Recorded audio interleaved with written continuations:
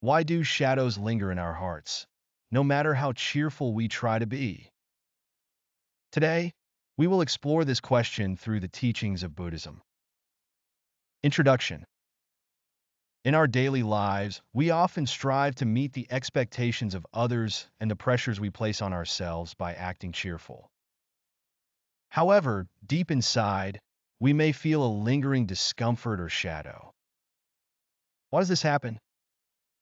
Buddhism seeks to understand this issue through the lens of the state of our hearts and acceptance of reality. Let us delve into this profound truth through the story of Satya. The story of Satya. In a small village, there lived a young man named Satya.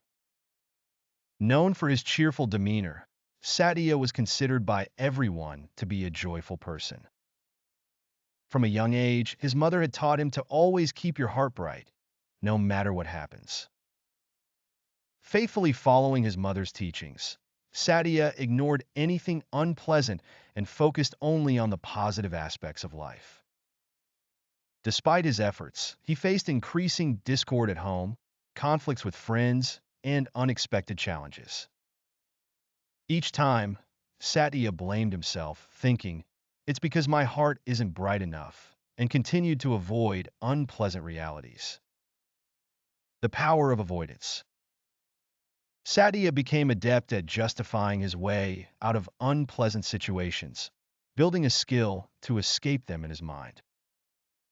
One day, a friend said to him, "Satya, you're too fixated on your beliefs. That's causing your problems." Although Satya felt a sting of truth in these words, he denied them, brushing them off with a laugh and trying to forget. Meeting the Buddha. One day, the village received news that the Buddha was staying in a nearby forest.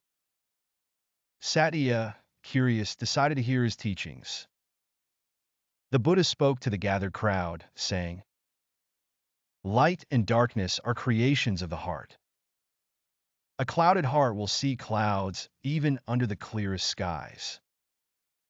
But a pure heart can find light even in the darkest night." Hearing these words, Satya felt a pang in his chest. Could it be that his own heart was creating the darkness he felt? But just as quickly, he dismissed the thought, reassuring himself, "That can't be true." Inner turmoil. From that day, Satya's heart grew restless.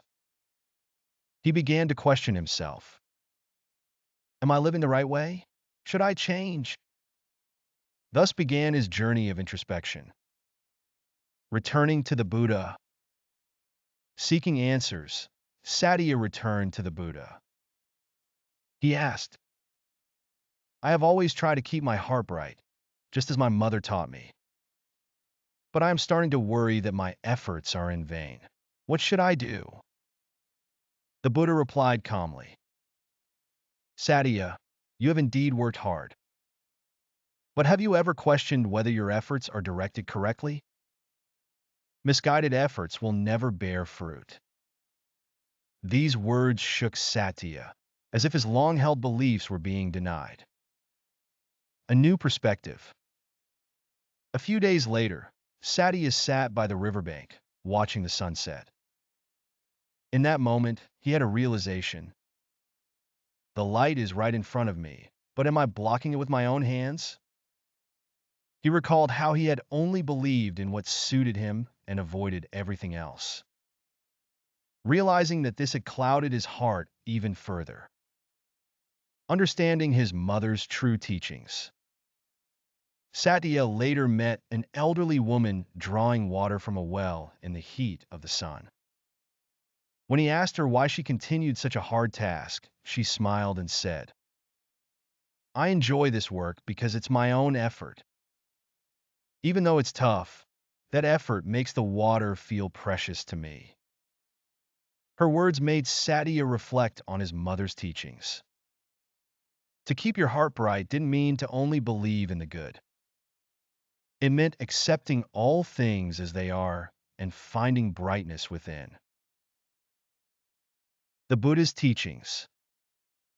Satya returned to the Buddha to share his realization. The Buddha smiled and said, "True brightness comes from accepting everything as it is. Believing only in the good and denying the bad is not keeping your heart bright. It is merely a facade.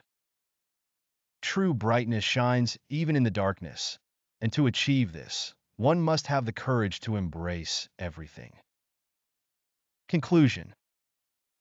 Satya came to understand that his mother's teachings and the Buddha's words were one and the same. From that day on, he faced difficulties without running away and found peace in accepting them. May this story bring a small light to your heart. Thank you for watching. Have the courage to embrace everything as it is. This is the first step toward peace of mind.